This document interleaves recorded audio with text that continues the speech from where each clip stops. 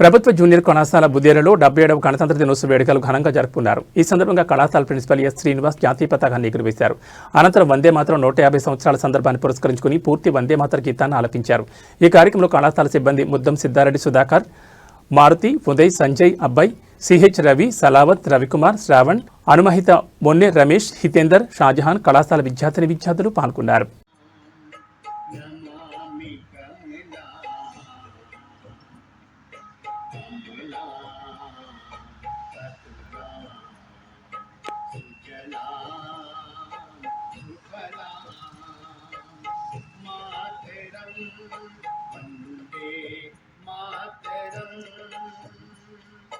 Shyamala Sarla Sushmita